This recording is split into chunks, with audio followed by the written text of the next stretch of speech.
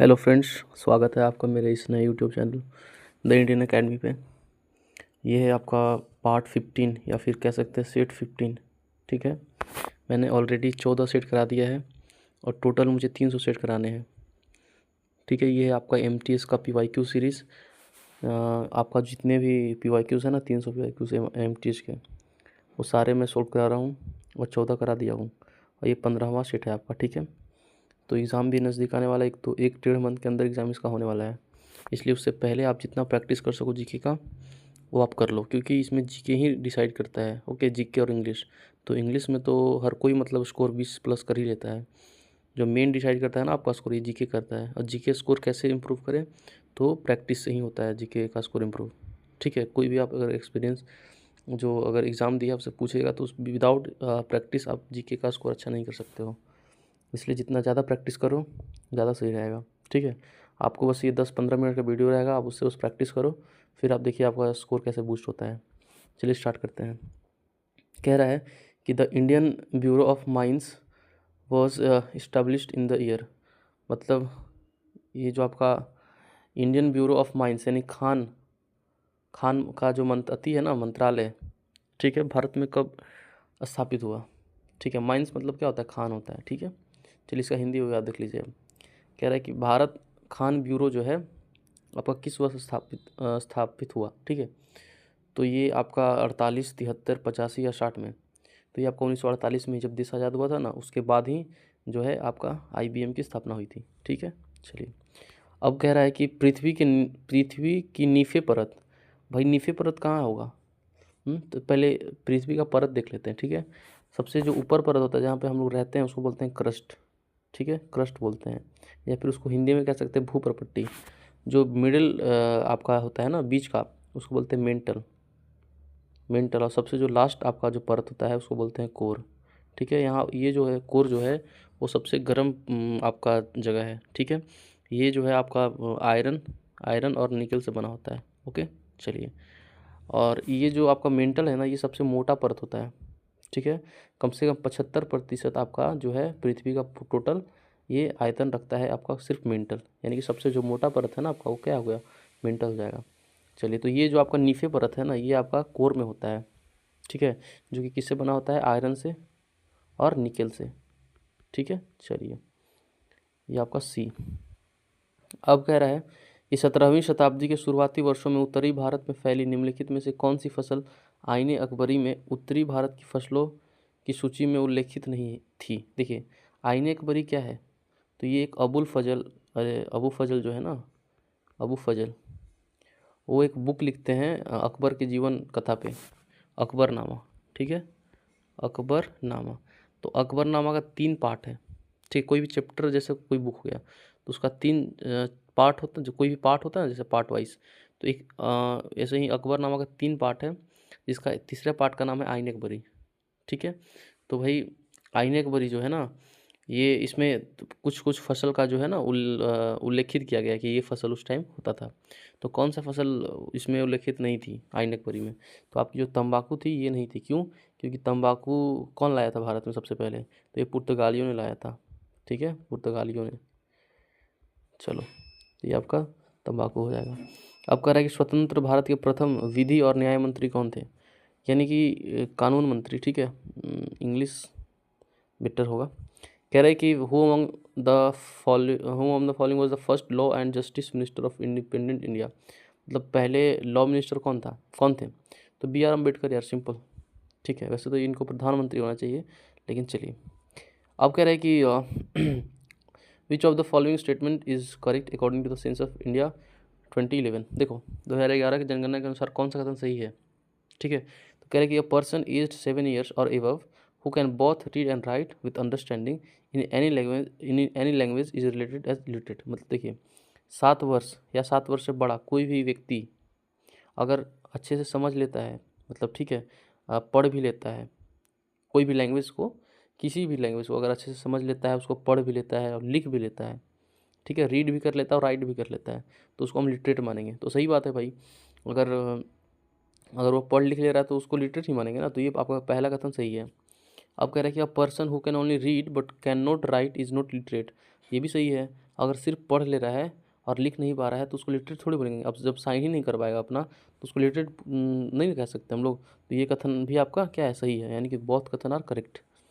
तो आपका both A B and correct. चलिए अब कह रहा है कि in May 2023 prime minister Narendra Modi has been awarded the highest honours by the Pacific island nation of Papua New Guinea and which. देखिए दो आप ना वो नरेंद्र मोदी को अवार्ड देते हैं, हाईएस्ट अवार्ड, मतलब जो हाईएस्ट ऑनर होता है उस कंट्री का, तो वो देते हैं। एक तो देश पपुआ न्यू गिनी है, तो दूसरा देश कौन है आपका, तो उसी का सटा हुआ फिजी देश है ना, फिजी देश। चलिए ये आपका आइलैंड नेशंस है।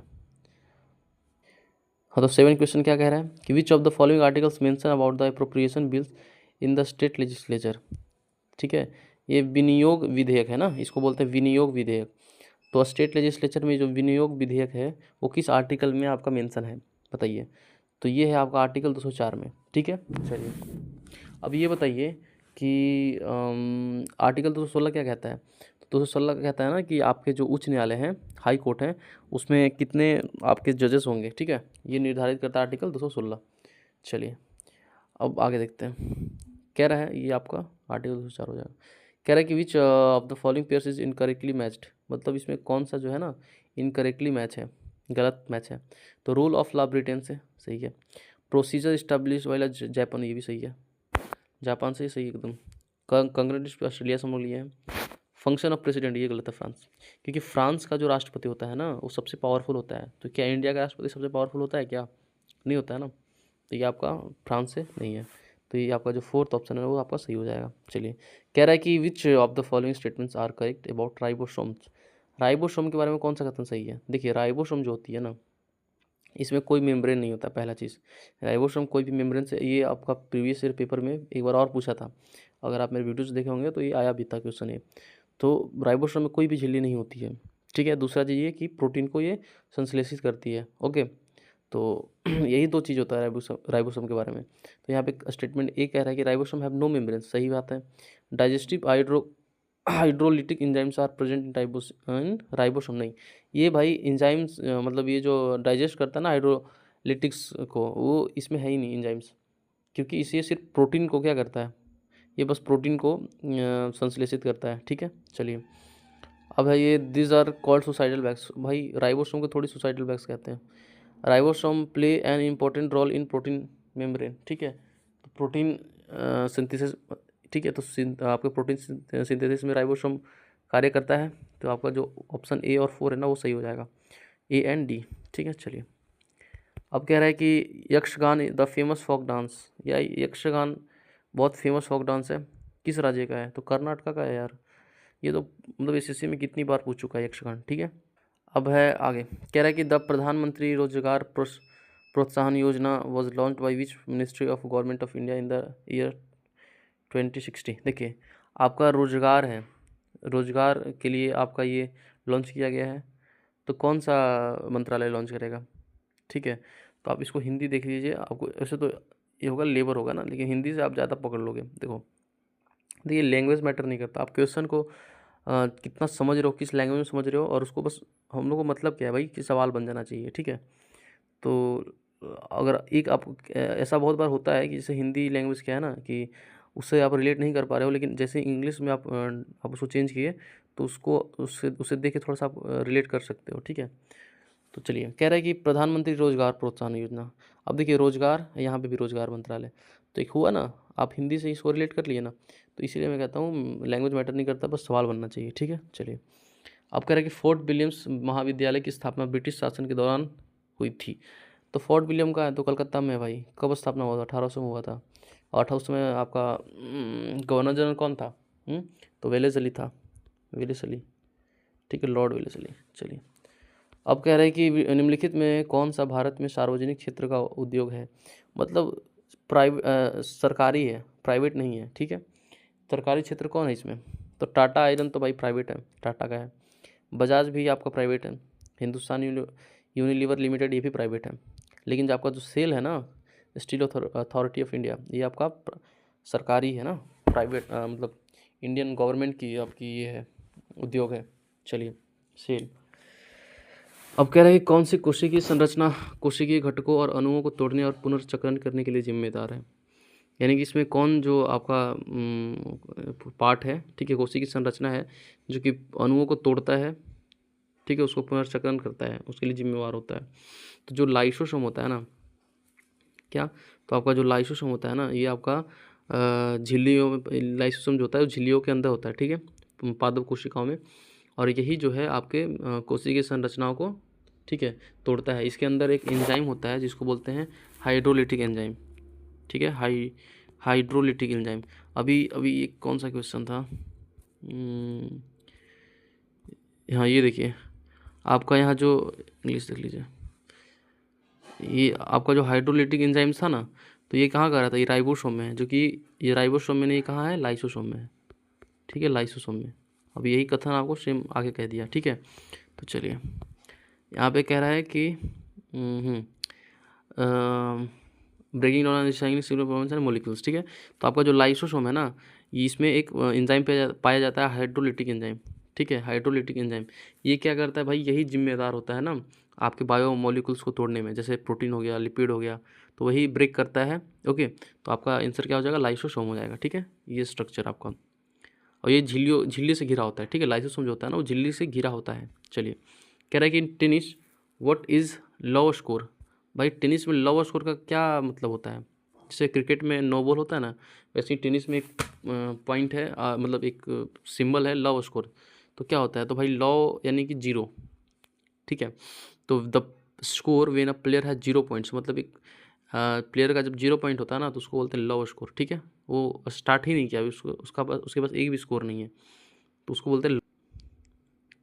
कह रहे हैं कि getting a grip on my body my mind my self is an autobiography by who among the following tennis icons. मतलब वो कौन सा टेनिस का प्लेयर है जो ये नोवेल ऑटोबायोग्राफी लिखता है आपका, oh my body my mind and my self, किसका ऑटोबायोग्राफी है। तो ये है आपकी मोनिका सेल्स की, ठीक है, मोनिका सेल्स की आपकी ऑटोबायोग्राफी, ठीक है। चलिए अब कह रहे हैं कि who is the recipient of Padma Vibhushan 2004 receiving the Odissi classical dance form. तो 2000 में भाई ये कम से कम 2-3 बार पूछ चुका है ये क्वेश्चन, ठीक है। तो ये केलुचरण महापात्रा, मैं बताया था आपको, ये नाम बहुत फेमस है ओडिसी डांस के लिए। ये ऑलरेडी 2-3 बार वीआईक्यू में पूछ भी चुका है, ठीक है। चलिए सिंपल क्वेश्चन, कह रहे कि which of the following was the first सब कॉन्टिनेंटल एम्पायर। भाई सबसे पहला उपमहाद्वीपीय एम्पायर साम्राज्य कौन था इसमें, तो सातवाहना था, मौर्यन था, कुषाण था, गुप्ता था। सबसे पहले मौर्यन आया है ना, सबसे पहले तो मौर्यन आया है, तो आपका मौर्यन हो जाएगा। चलिए और स्थापना कौन किया था मौर्यन का, तो चंद्रगुप्त मौर्य, ठीक है। अशोका भी इसी के मौर्यन का एम्पायर का ही था पार्ट। ओके, कह रहे कि a molecule with the chemical formula C2H6 is an molecule. देखिए किसी भी मॉलिक्यूल का नामकरण हम लोग उससे कार्बन की संख्या से करते हैं, ठीक है। इसमें कार्बन का संख्या 2 है, तो 2 के लिए क्या होता है, इथेन होता है कि मीथेन होता है कि प्रोपेन होता है कि ब्यूटेन होता है, बताइए। तो 2 के लिए, ठीक है, आपका जो नाम है ना वो है आपका एथेन, ठीक है। 1 के लिए मीथेन होता है, अगर ये C1 होता है ना तब मीथेन हो जाता, तो इसके लिए क्या है, एथेन है, यानी कि ये C2H6 क्या है, मीथेन है। चलिए अब कह रहा है कि what are the 3 components of the empowerment model in SAPAP of SGS क्या होता है, सेल्फ हेल्प ग्रुप, स्वयं सहायता समूह। देखिए इसका आप हिंदी करिएगा ना तो क्लियर मेंशन है, स्वयं सहायता समूहों के एसएपीएपी में सशक्तिकरण मॉडल के 3 घटक क्या हैं। तो देखिए स्वयं सहायता समूह क्या है, इसमें गरीब लोग भी और इसमें अमीर लोग भी, ठीक है, दोनों शामिल हो सकता है, पहली चीज़, क्योंकि ये एक बार पीवाईक्यू में पूछ चुका है आपका, ठीक है। अगर आप मेरे सारे वीडियोस देखे होंगे तो आप रिलेट करोगे हर एक क्वेश्चन से। तो यहाँ पे कह रहा है कि इसमें जो है ना कि कौन सा 3 मॉडल जो है इसका घटक है। तो देखिए अगर ये कह रहा है कि सामाजिक सशक्तिकरण, ठीक है, सार्वजनिक संसाधन और सामाजिक गतिशीलता। तो जब लोग आपस में मिलेंगे, ठीक है, आपस में मिलेंगे और एक दूसरे की सहायता करेंगे तो सामाजिक गतिशीलता होगी, क्या होगी, ठीक है। और सब लोग पैसे जमा करेंगे तो पूंजी निर्माण भी होगा ना, और फिर उसके बाद क्षमता का निर्माण भी होगा। अब पैसा रहेगा तो आपका स्ट्रेंथ भी आएगा। तो ये ऑप्शन जो आपका 3 है ना वो बिल्कुल सही हो जाएगा, सामाजिक गतिशीलता, सामाजिक गतिशील हुए, ठीक है, फिर उसके बाद पूंजी का निर्माण किए साथ में और फिर क्षमता डेवलप किए।